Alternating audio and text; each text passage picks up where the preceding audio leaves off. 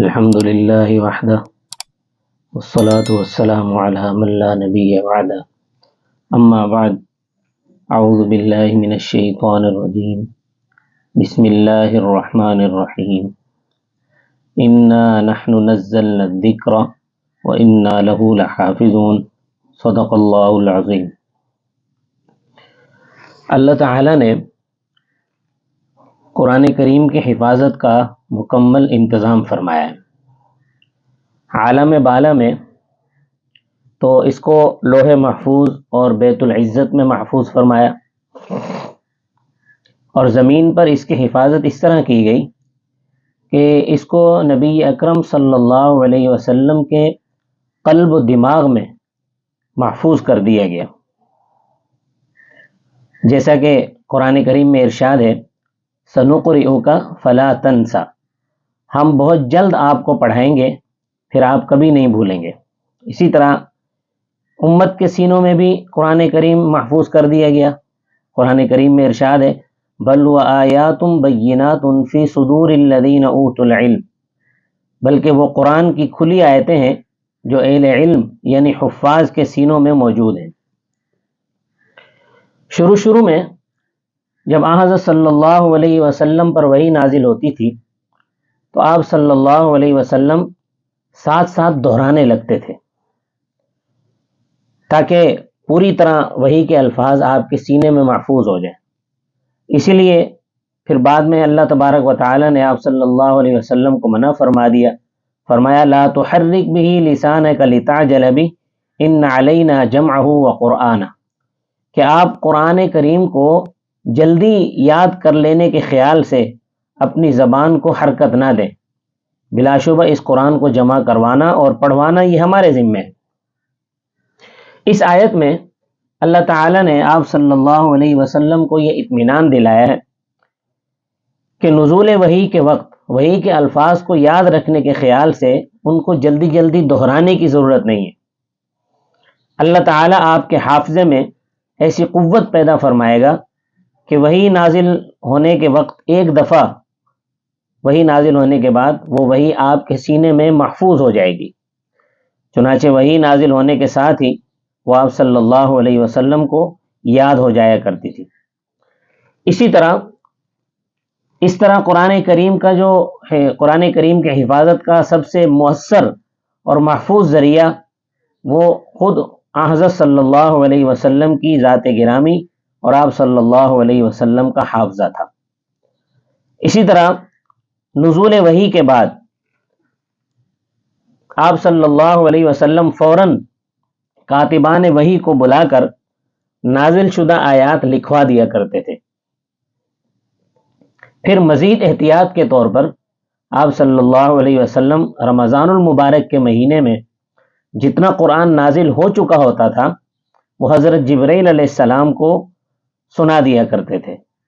جس سال آپ صلی اللہ علیہ وسلم کی وفات ہوئی اس سال آپ صلی اللہ علیہ وسلم نے جبرائیل علیہ السلام کو رمضان میں 2 مرتبہ قرآن سنایا، اور صحابہ اکرام کو بھی قرآن کریم سیکھنے کا اور اسے یاد رکھنے کا اتنا شوق تھا کہ اس معاملے میں ہر شخص دوسرے پر سبقت لے جانے کی کوشش کرتا تھا، اور صحابہ اکرام نے تو اپنی زندگیاں اس کے لیے وقف کر دی تھیں۔ وہ لوگ نہ صرف قرآن کریم کو یاد کرتے تھے بلکہ نمازوں میں کھڑے ہو کر اسے دہراتے رہتے تھے۔ مسجد نبوی میں قرآن سیکھنے اور سکھانے والے جمع رہتے تھے۔ اس معاملے میں مرد تو آگے تھے ہی مگر عورتیں بھی مردوں سے پیچھے نہیں تھیں۔ بعض عورتوں نے تو اپنے شوہروں سے حق مہر میں کچھ بھی طلب نہیں کیا، صرف یہ طلب کیا کہ وہ ان کو قرآن کریم کی تعلیم دیں۔ تو اہل عرب اپنی حیرت انگیز قوت حافظہ کی بنا پر دنیا میں ممتاز تھے۔ ان کے سینے قومی واقعات اور قبائلی انساب کے خزانے تھے۔ عرب کی تاریخ شاہد ہے کہ جو آدمی ایک بار کوئی قصیدہ سن لیتا تھا وہ ایک قصیدہ سینکڑوں اشعار پر مشتمل ہوتا تھا، تو وہ پورے کا پورا اس کے دل و دماغ پر نقش ہو جاتا تھا۔ اس طرح ایک آدمی کو ہزاروں اشعار زبانی یاد ہوتے تھے۔ یہ ان پڑھ اور دیہاتی لوگوں کو بھی نہ صرف اپنے اور اپنے خاندان کے نسب نامے یاد ہوتے تھے بلکہ وہ اپنے گھوڑوں تک کے نسب نامے بھی یاد رکھتے تھے۔ تو اہل عرب کو صدیوں تک گمراہی کے اندھیروں میں بھٹکنے کے بعد قرآن کریم کی ہدایت اور روشنی نصیب ہوئی تھی، تو وہ اسے قرآن کریم کو اپنی زندگی کی سب سے اہم عزیز متاع تصور کرتے تھے۔ اس لیے وہ قرآن کریم کے حصول میں اور قرآن کریم کے حفاظت کے لیے کسی قسم کی کوئی کسر اٹھا نہیں رکھتے تھے۔ چنانچہ بہت تھوڑے عرصے میں صحابہ کرام کی ایک بہت بڑی جماعت تیار ہو گئی جس کو قرآن کریم حفظ یاد تھا۔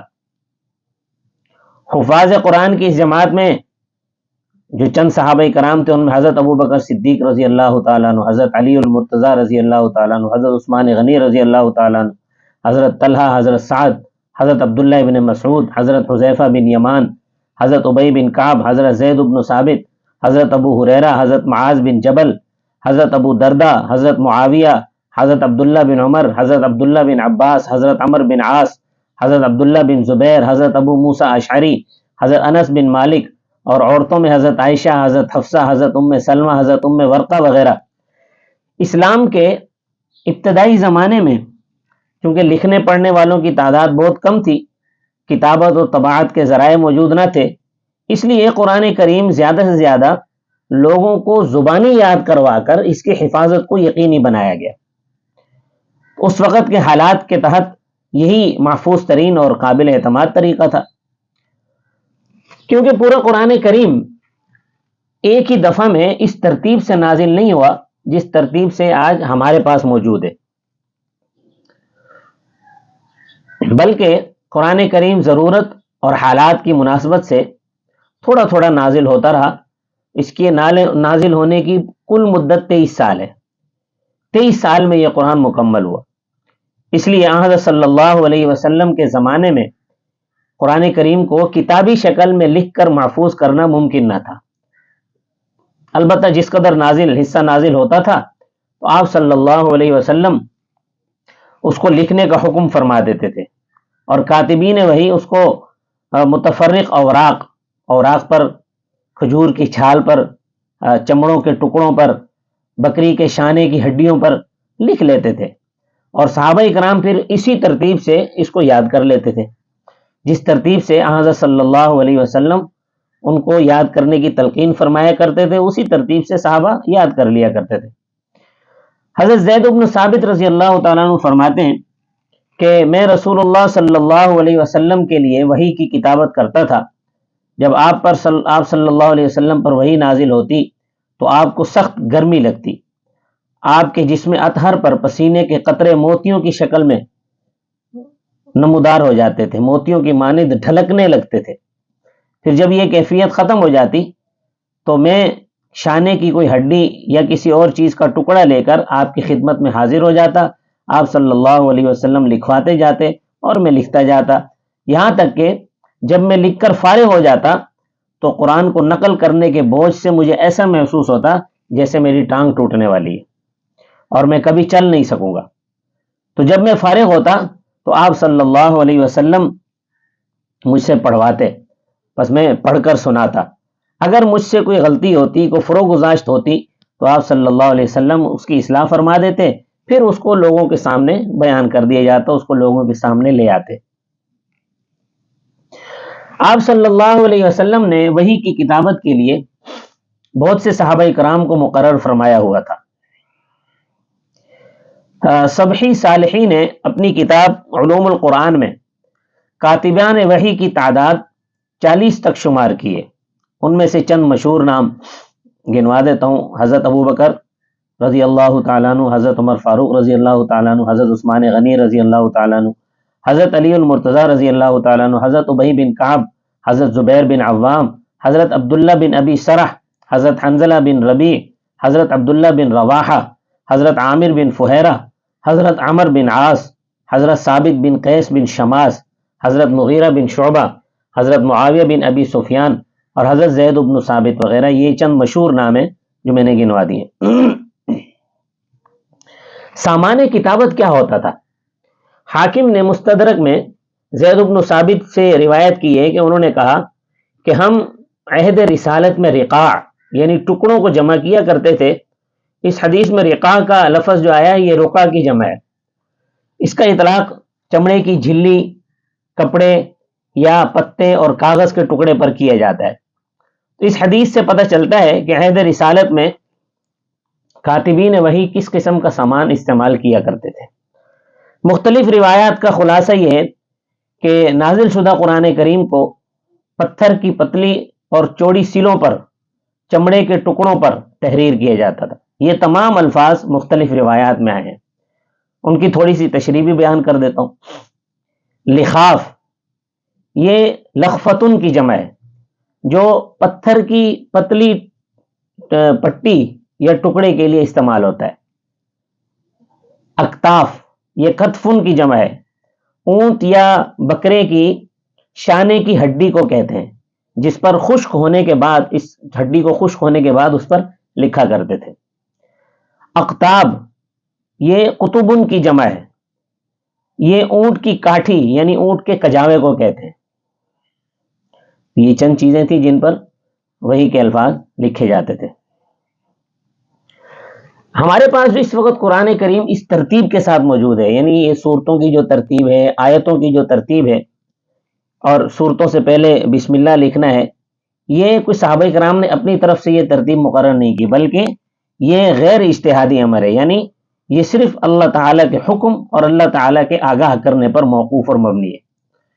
اس لیے تمام صورتوں کی ترتیب اور ہر صورت میں آیتوں کی ترتیب حضرت صلی اللہ علیہ وسلم کی بتائی ہوئی ترتیب کے مطابق ہے، اور یہ بات تواتر کی حد تک پہنچی ہوئی ہے. اس بارے میں شبہ اور اختلاف کی کوئی گنجائش نہیں ہے.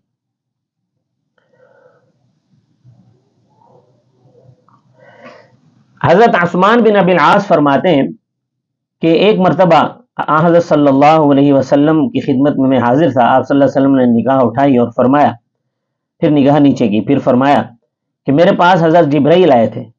انہوں نے کہا ہے کہ آیت کریمہ ان اللہ یأمر بالعدل والاحسان وایتاء ذی القربى، اس آیت کو فلاں صورت میں فلاں جگہ رکھیے.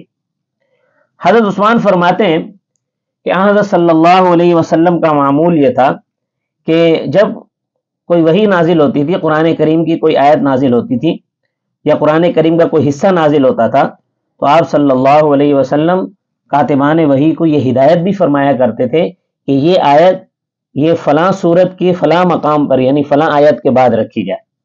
یا کوئی صورت نازل ہوتی تو بتایا، آپ صلی اللہ علیہ وسلم یہ بھی بتا دیتے تھے کاتبان وحی کو کہ یہ صورت فلاں صورت کے بعد لکھی جائے.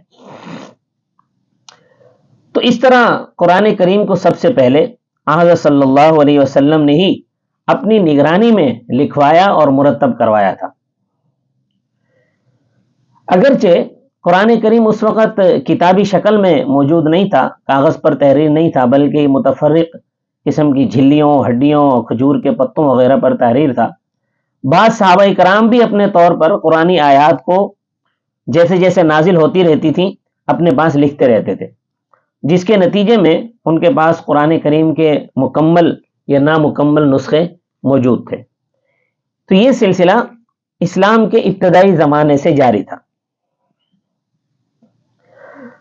حضرت ابو بکر صدیق جب آپ صلی اللہ علیہ وسلم اس دنیا سے پردہ فرما گئے تو قرآن لکھا ہوا آپ صلی اللہ علیہ وسلم کے گھر میں جمع شدہ قرآن موجود نہیں تھا. حضرت ابو بکر صدیق رضی اللہ تعالیٰ عنہ کا دور حکومت آیا تو حضرت ابو بکر صدیق کے زمانے میں جنگ یمامہ پیش آئی، جو کہ مسیلمہ کذاب کے ساتھ لڑی گئی تھی. اس جنگ یمامہ میں 600 حافظ صحابہ کرام شہید ہو گئے. تو اس سے تو یہ خطرہ پیدا ہو گیا کہ اگر اس طرح حافظ صحابہ شہید ہوتے رہے تو قرآن تو ختم ہو جائے گا. حضرت عمر فاروق رضی اللہ تعالیٰ عنہ کے دل میں یہ خیال آیا کہ اس طرح تو بہت نقصان ہو جائے گا. انہوں نے حضرت ابو بکر صدیق سے اپنا خیال ظاہر فرمایا ان کے سامنے کہ میں چاہتا ہوں کہ قرآن جو متفرق شکلوں میں تھوڑا تھوڑا لوگوں کے پاس موجود ہے اس کو ایک جگہ جمع کر لیا جائے. حضرت ابو بکر صدیق نے فرمایا کہ جو کام رسول اللہ نے نہیں کیا وہ میں کیسے کر سکتا ہوں. لیکن حضرت عمر کے بار بار کہنے پر حضرت ابو بکر صدیق کو شرح صدر ہو گیا، تو انہوں نے حضرت زید بن ثابت رضی اللہ تعالیٰ عنہ کو بلایا۔ حضرت زید بن ثابت رضی اللہ تعالیٰ عنہ کے سامنے حضرت ابو بکر صدیق اور حضرت عمر نے اپنا خیال ظاہر کیا کہ ہم چاہتے ہیں کہ قرآن کو اس طرح جمع کر دیا جائے۔ تو حضرت زید بن ثابت نے بھی یہی کہا کہ یہ جو کام رسول اللہ نے نہیں کیا وہ میں کیسے کر سکتا ہوں، لیکن ان کے بار بار سمجھانے پر حضرت زید بن ثابت کو بھی شرح صدر ہو گیا۔ حضرت زید بن ثابت فرماتے ہیں کہ واللہ اگر وہ مجھے ایک پہاڑ ایک جگہ سے ہٹا کر دوسری جگہ رکھنے کا حکم دے دیتے تو ان کا یہ حکم مجھ پر اتنا شاق نہ گزرتا جتنا کہ قرآن کے جمع کرنے کا حکم مجھ پر شاق گزرا۔ بالآخر حضرت زید بن ثابت رضی اللہ تعالیٰ عنہ قرآن کریم کے جمع کرنے پر تیار ہو گئے، چونکہ یہ کاتب وحی بھی تھے اور خود بھی حافظ قرآن تھے۔ چنانچہ انہوں نے اعلان فرما دیا کہ جن لوگوں کے پاس وہ اصل تحریریں موجود ہیں جو حضور صلی اللہ علیہ وسلم نے اپنی نگرانی میں لکھوائی تھی، وہ تحریریں لا کر پیش کی جائیں۔ تو چنانچہ جن صحابہ کرام کے پاس تحریریں موجود تھیں جو اصل تحریریں تھیں، وہ سارے صحابہ وہ تحریریں لے کر حضرت زید بن ثابت کے پاس آ گئے۔ حضرت زید بن ثابت نے قرآن لکھوانا شروع کیا، قرآن لکھتے لکھتے، اور ساتھ میں یہ بھی اعلان تھا کہ جو اوریجنل تحریر لے کر آئیں گے اس تحریر کے ساتھ 2 گواہ بھی ہونے چاہیے جو اس بات کی گواہی دیں کہ واقعتاً یہ تحریر حضور صلی اللہ علیہ وسلم نے اپنے سامنے لکھوائی تھی اور آپ صلی اللہ علیہ وسلم نے اس کو دیکھا بھی تھا۔ یعنی ایک تو جس کے پاس وہ تحریر ہے ایک گواہ وہ خود ہو گئے اور ایک گواہ اور ساتھ لانا تھا۔ جب قرآن لکھ لیا گیا، لوگوں کے سینوں سے جمع کرنا شروع کیا گیا، تو ایک آیت نہیں آئی۔ سورہ توبہ کی جو آخری آیت ہے اب کہ وہ نہیں آئی، تو اعلان کیا گیا کہ بھئی یہ آیت کس کے پاس ہے؟ یہ ایک صحابی رسول تھے ابو خزیمہ انصاری، یہ آیتیں ان کے پاس تھیں۔ انہوں نے کہا کہ یہ آیتیں میرے پاس ہیں لیکن میرے پاس کوئی گواہ نہیں ہے، میں خود تو ہوں لیکن میرے ساتھی کوئی گواہ نہیں ہے۔ تو حضرت زید بن ثابت نے فرمایا کہ وہ آیتیں لے کر تو آؤ ہم دیکھیں تو صحیح۔ جب وہ آیت لائے تو وہ آیتیں حضرت زید بن ثابت کے اپنے ہاتھ کی لکھی ہوئی تھی، یعنی ان کے گواہ حضرت زید بن ثابت خود تھے۔ چنانچہ سورہ توبہ کی ان آخری آیات کو بھی شامل کر لیا گیا۔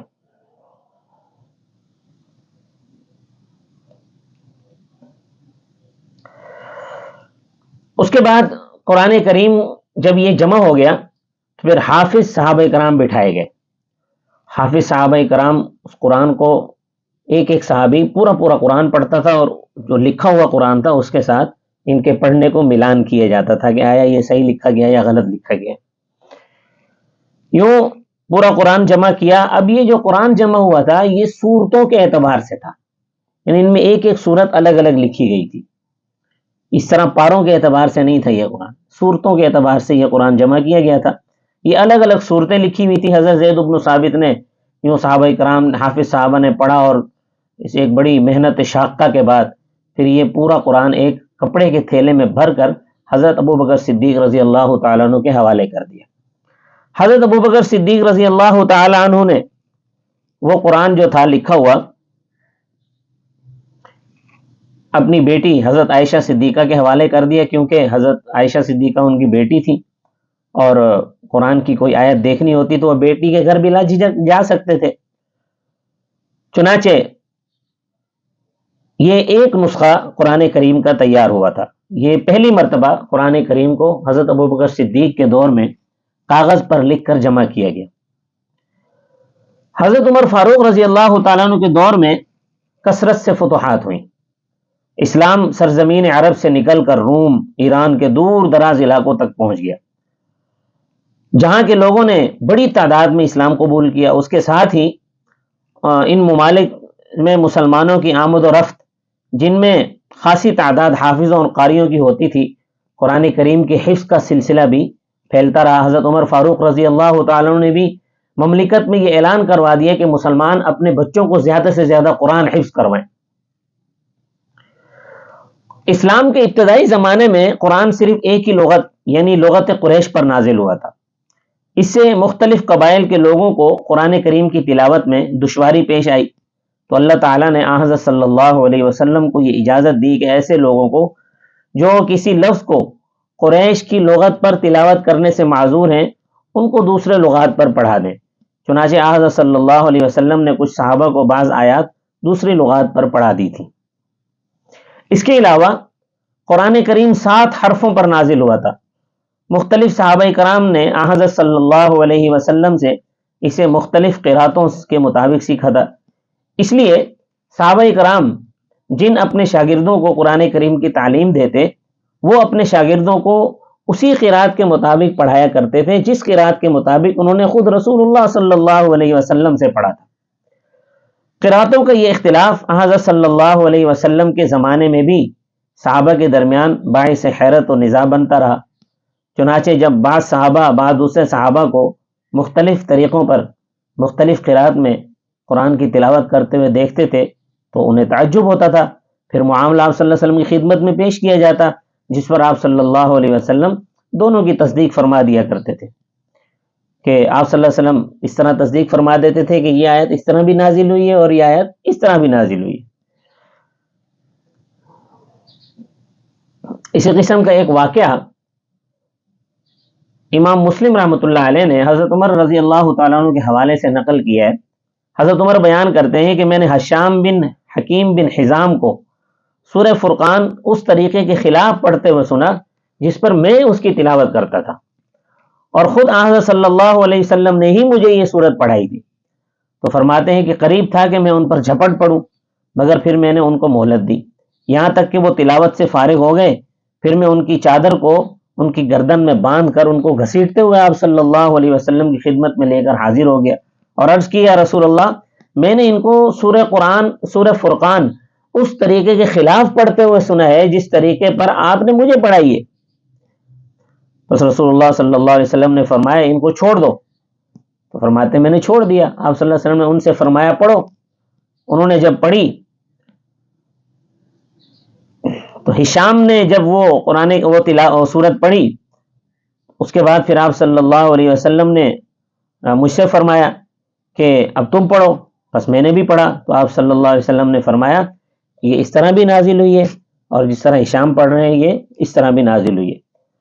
تو بلا شبہ قرآن کریم 7 حرفوں پر نازل کیا گیا ہے، بس ان حرفوں میں سے تمہیں جو آسان لگے اس پر پڑھ لیا کرو۔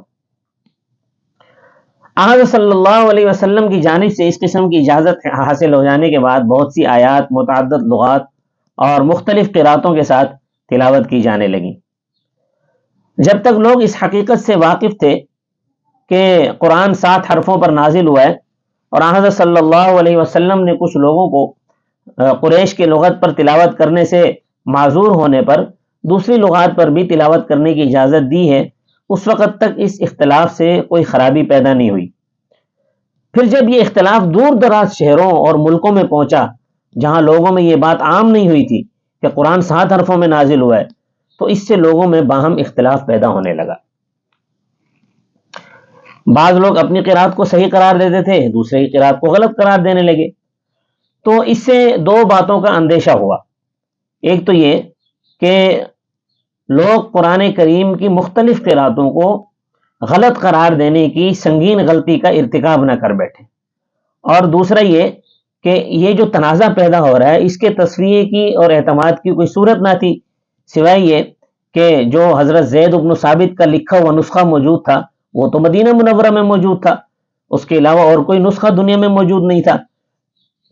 لہذا اس بات کی شدید ضرورت تھی کہ قرآن کریم کے ایسے معیاری نسخے تیار کر کے پورے عالم اسلام میں پھیلا دیے جائیں جن میں 7 حروف کی قرات جمع ہو، انہیں دیکھ کر صحیح اور غلط قراتوں میں فیصلہ کیا جائے۔ یہ عظیم الشان کارنامہ حضرت عثمان غنی رضی اللہ تعالیٰ عنہ نے اپنے دور خلافت میں انجام دیا۔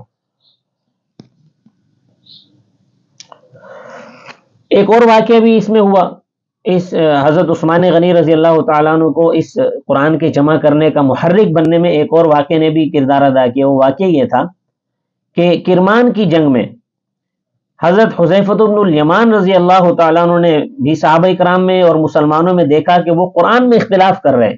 ایک کہتا ہے کہ میرا صحیح ہے، دوسرا کہتا ہے میرا صحیح ہے، تمہارا غلط ہے. تو حضرت حذیفۃ بن الیمان رضی اللہ تعالیٰ عنہ مدینہ منورہ آئے اور انہوں نے بھی حضرت عثمان سے یہ کہا. وہ بہت پریشان تھے اس بات سے. انہوں نے حضرت عثمان سے کہا کہ خلیفۃ المسلمین، آپ مسلمانوں کی خبر لیجئے، یہ تو قرآن میں اختلاف کرنے لگے ہیں، ایسا نہ ہو کہ مسلمان شدید قسم کی غلطیوں میں مبتلا ہو جائیں. تو حضرت عثمان غنی رضی اللہ تعالیٰ عنہ نے دوبارہ حضرت زید بن ثابت کو بلایا. اب حضرت زید بن ثابت بوڑھے ہو چکے تھے، تو اب حضرت زید بن ثابت کے ساتھ ان کو اکیلا اس کام پر نہیں مقرر کیا گیا، بلکہ ان کے ساتھ 4-5 لوگوں کی ایک کمیٹی بنا دی گئی. حضرت زید بن ثابت کو اس کمیٹی کا سربراہ بنا دیا گیا. چنانچہ پھر سے وہی اعلان کیا گیا کہ جن لوگوں کے پاس اصل وہ تحریریں موجود ہیں جو کہ صحابہ اکرام، جو کہ کاتبان وحی سے آپ صلی اللہ علیہ وسلم نے لکھوائی تھی اور آپ صلی اللہ علیہ وسلم کی نظر کے سامنے سے وہ گزری ہیں، وہ تحریریں اور 2 گواہوں کے ساتھ لے آؤ. چنانچہ صحابہ اکرام وہ تمام تحریریں، چونکہ پہلے صحابہ کرام کو یہ بات یاد تھی کہ پہلے ان تحریروں کی ضرورت پیش آ چکی ہے، دوبارہ بھی ضرورت پیش آ سکتی ہے، تو صحابہ کرام نے ان تحریروں کو سنبھال کے رکھا ہوا تھا. چنانچہ وہ تمام تحریریں بھی جمع کر کے لائی گئیں اور اس کے ساتھ ساتھ گواہ بھی آ گئے، اور وہ جو حضرت ابوبکر صدیق کے دور میں ایک نسخہ لکھا گیا تھا اس کو بھی منگوا لیا گیا.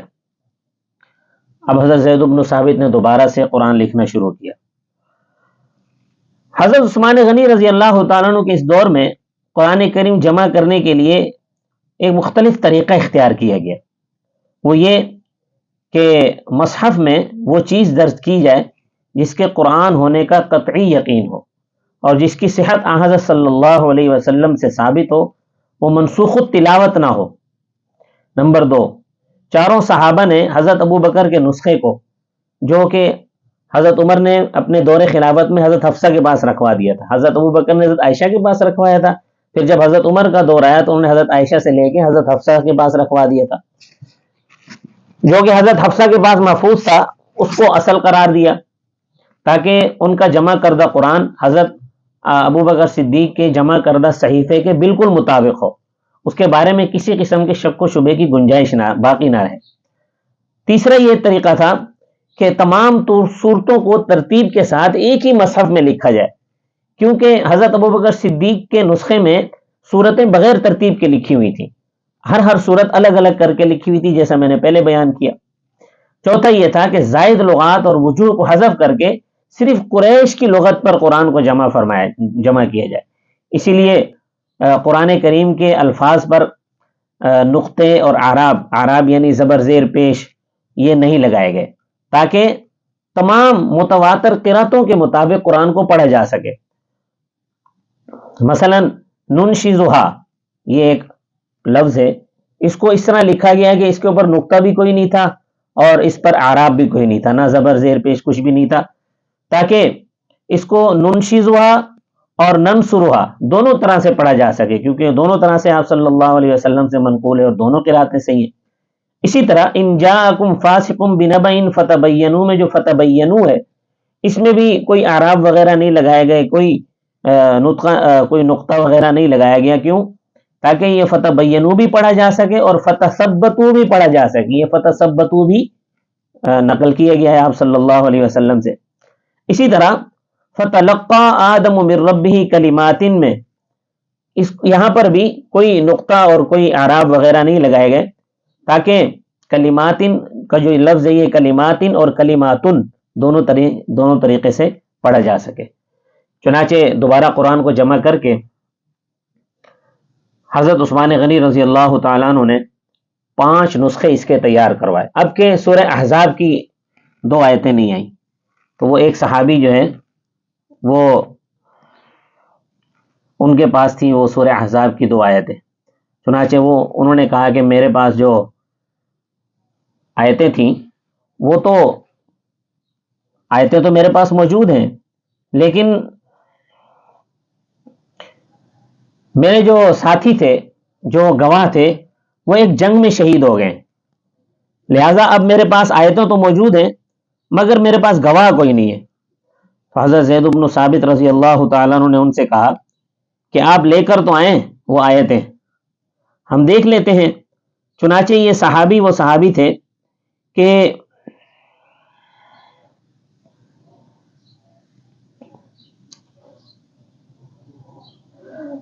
حضرت خزیمہ ابن ثابت رضی اللہ تعالیٰ عنہ، تو صحابہ کرام نے کہا کہ ان کو تو گواہ کی ضرورت ہی نہیں ہے، کیونکہ حضرت خزیمہ ابن ثابت رضی اللہ تعالیٰ عنہ نے کے بارے میں آپ صلی اللہ علیہ وسلم نے فرمایا تھا کہ خزیمہ کی گواہی 2 آدمیوں کے برابر ہے۔ اس کی وجہ یہ تھی کہ ایک مرتبہ آپ صلی اللہ علیہ وسلم نے ایک آدمی سے کچھ معاملہ کیا اونٹ کی فروخت کا، وہ بعد میں اونٹ پسند نہیں آیا، چونکہ اب یہ جب معاملہ ہوا تھا تو اس میں صرف آپ صلی اللہ علیہ وسلم تھے اور وہ اونٹ خریدنے والا موجود تھا۔ قیمت پر واپسی جب اس نے اونٹ کیا تو قیمت پر اختلاف ہو گیا، وہ کہنے لگا، وہ زیادہ قیمت بتا رہا تھا، آپ صلی اللہ علیہ وسلم نے فرمایا تھا کہ نہیں، میں نے تمہیں کم پیسوں میں بیچا تھا۔ تو اس نے کہا تھا کہ آپ کوئی گواہ لے آئیں، تو حضور صلی اللہ علیہ وسلم نے اس شخص سے فرمایا کہ گواہ کہاں، وہاں جب معاملہ ہوا تھا اس وقت تو صرف ہم 2 آدمی تھے، لوگ جمع ہو گئے، کافی تو تکار ہو گئی۔ تو حضرت خزیمہ ابن ثابت رضی اللہ تعالیٰ عنہ نے فرمایا، رسول اللہ میں آپ کا گواہ ہوں، میں گواہی دیتا ہوں کہ آپ نے جو رقم آپ کہہ رہے ہیں آپ نے وہی رقم اس سے لی تھی۔ تو حضرت صلی اللہ علیہ وسلم نے فرمایا کہ خزیمہ آپ کیسے میری گواہی دے سکتے ہو؟ تو حضرت خزیمہ نے فرمایا، رسول اللہ آپ ہمیں آسمان کی خبریں بتاتے ہیں، آپ ہمیں اللہ تبارک و تعالیٰ کی باتیں بتاتے ہیں، جنت اور جہنم کی باتیں بتاتے ہیں، ہم ان باتوں کی تصدیق کرتے ہیں، تو کیا آپ اس دنیا کے ایک بیکار سے معاملے کے لیے آپ جھوٹ بولیں گے؟ میں آپ کی تصدیق کرتا ہوں کہ آپ بالکل سچ کہہ رہے ہیں۔ تو اس وقت آپ صلی اللہ علیہ وسلم نے فرمایا کہ آج کے بعد خزیمہ کی گواہی 2 آدمیوں کے برابر ہے۔ تو صحابہ کرام نے کہا کہ خزیمہ کو تو دوسرے گواہ کی ضرورت ہی نہیں ہے، لہٰذا وہ آیتیں بھی شامل کر لی گئی۔ چنانچہ وہ جو قرآن حضرت ابوبکر صدیق کے دور میں جمع کیا گیا تھا اس کے ساتھ بھی اس کو ملان کیا گیا، حافظ صحابہ کرام بٹھائے گئے، انہوں نے دوبارہ سے قرآن کریم کو پڑھا گیا، ان کے پڑھنے کے ساتھ بھی ان کو ملان کیا گیا۔ چنانچہ حضرت عثمان غنی رضی اللہ تعالیٰ عنہ نے 5 مصحف تیار کروائے، اور یہ 5 مصحف مملکت کی بڑی بڑی مساجد میں رکھ دیے گئے، اور اس کے علاوہ جتنے بھی نسخے قرآن کریم کے پوری مملکت میں موجود تھے وہ سارے منگوا کر حضرت عثمان غنی رضی اللہ تعالیٰ عنہ نے جلا دیے، اور فرمایا کہ اب اگر کسی نے قرآن کریم کو نقل کرنا ہے یا قرآن کریم لکھنا ہے تو فلاں شہر کی فلاں مسجد میں قرآن کریم کا نسخہ رکھا ہوا ہے جو حکومت سے منظور شدہ ہے، وہاں چلے جائیں اور وہاں سے اپنے لیے جو صورت نقل کرنی ہے، جو سپارہ نقل کرنا ہے، وہاں سے نقل کر کے لکھ کر لے آئیں۔ یوں قرآن کریم کی جو حفاظت کا ذمہ اللہ تبارک و تعالی نے اٹھایا تھا، صحابہ کرام کے ذریعے سے یوں پورا ہوا، اور پھر قرآن کریم کی حفاظت کے لیے مختلف اسباب بھی اختیار کیے گئے۔ ان میں سے ایک سبب تو یہ اختیار کیا گیا کہ قرآن کریم کو نماز میں حفظ پڑھنا ضروری قرار دے دیا گیا، کہ اب قرآن کریم نماز میں حفظ پڑھا جاتا ہے تو جو بھی مسلمان ہے اس کو کچھ نہ کچھ قرآن یاد ہوتا ہے کیونکہ اس نے نماز پڑھنی ہے۔